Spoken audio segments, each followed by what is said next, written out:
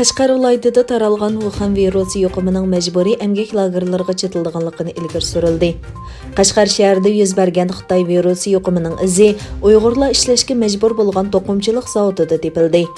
Shu yerdagi aholilar davlat egiligidagi zavodning ishchilar bilan liq to'lganligini aytdi. Bir ishchida ko'rilgan virus nihoyat tezla boshqalarga tarqalgan. Xitoydagi millatlar masalalarini tadqiq qiladigan germaniyalik Adrian Uyg'ur quromiga yetganlarning hammasi to'van maoshliq zavodlarda ishlashga majbur bo'ladi. Xitoy hukumati bu zavodlarning nimratlikdan qutuldirish programmasi ostida qurilganligini o'tirg'a qo'ydi dedi. Strategik va xalqaro tadqiqot markazi kishilik huquq tashabbusining mas'uli Ami Kelix bu xalqaro qonun bo'yicha majburiy emgak bo'ladi dedi. Xitoy bu rayonda kam deganda 3 million Uyg'urni tarbiyalash markazlari nomida jazo lagerlarida tutib turmoqda.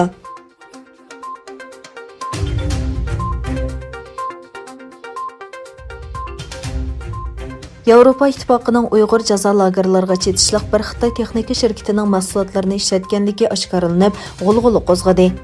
Germaniya Dolqonlari radiosining oshkorlashicha, Yevropa İttifaqi Wuhan virusi yuqumiga qarshi Xitoyning Haykang texnologiya shirkati ishlab chiqargan issiqlikni sezish kameralarini ishlatmoqda ekan. Xabarda bu kameralarning Yevropa parlamenti va Yevropa komissiyasining binolariga o'rnatilganligi, uning bilan binoga kirguvchilarning badan temperaturasi tekshirilganligi ilgari surilgan. Amerika hukumati Haykang shirkatining Uyg'ur elidagi kishilik huquq dafsandichiligiga ishtirok qilganligi sababli o'tgan yili uning mahsulotlarini cheklagan. Xabarda ta'kidlanishicha, Yevropa Ittifoqining bu kameralarni ishlatishi Xitoy kishilik huquq xotirasini qattiq tanqid qilib kelayotgan bu organning siyosatiga zid ekan.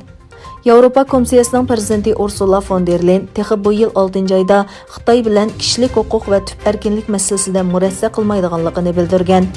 Yevropa Kengashining prezidenti Charles Michel o'tgan oy Birlashgan Davlatlar Tashkilotining yig'inida biz kishilik huquqqa hurmat qilishni olg'a surishdan to'xtab qolmaymiz. Bu Uyg'urlardek osonliq millatlarni o'z ichiga oladi degan.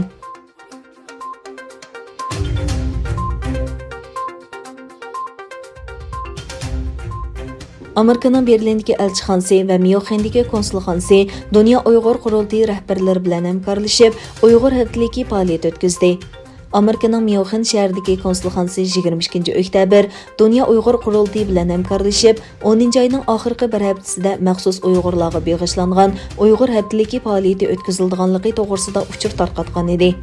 Bu faoliyatning tunji qitimligini 26 oktyabr Dunyo Uyg'ur qurultiyi raisi Dolqun Aysa bilan, ikkinchi qitimligini 28 oktyabr Dunyo Uyg'ur qurultiyining Yevropaga mas'ul vakili Asqarjon bilan, bugun, ya'ni 30 oktyabr oxirgi qitimligini Dunyo Uyg'ur qurultiyining programma yetakchisi Zumratay Erkin bilan o'tkazdi. Tor ziyorati orqali o'tkazilgan bu programmaga Amerikaning Myunxen shahridagi bosh konsuli Mixan Gregoros riyosatchilik qildi.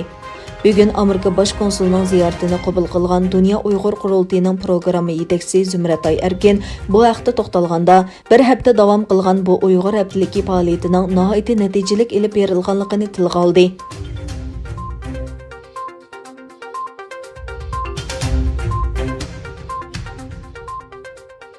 Amerika Tashqi ishlar ministrligining yozma bayonotida qaraganda, Tashqi ishlar ministri Pompeo Sharqi Janubiy Osiyo ziyoratining oxirgi bekitida Vyetnamda turli uchrashuvlarda bo'lgan. Pompeo o'zining Xitoyga bo'lgan andishisini tilga olib mundaq dedi: "Biz ikki davlat munosabatini kuchaytirib, Sharqi Janubiy Osiyo va Hind Tinch okean rayonini bexatar va gullantirish uchun tirishchanlik ko'rsatamiz." Pompeo yana Amerika bilan Vyetnamning savdo munosabatini yaxshilash uchun yangi tadbir qo'llanish masalasini muzokara qilganligini bayon qildi. Uningdan boshqa, u Vyetnam tashqi ishlar ministri va jamoat xavfsizligi ministri bilan ayrim ko'rishdi. Sharqi Janubiy Osiyo sayohatining bir qismi sifatida Hindiston, Indoneziya, Sri Lanka va Moldovani ziyorat qilgan Pompeoning safari rayondagi davlatlar bilan Xitoyga qarshi hamkorlikni kuchaytirish tirishchanligi deb qaraldi.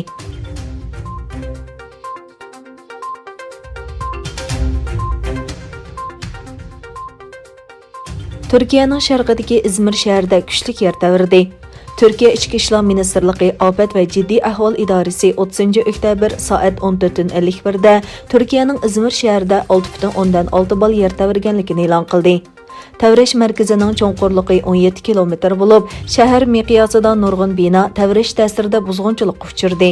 Egillanishicha, dastlabki tekshirishda 20 ga yaqin bino o'rilib tushgan bo'lib, 17 binoda qapsilib qolganlarni izlash qutqizish xizmatlari davomlashmoqda ekan. Doiralarning bildirishicha, hozirgacha yer tavrashda o'lganlarning soni 25 ga yetgan. Yaralanganlarning soni 800 dan oshgan.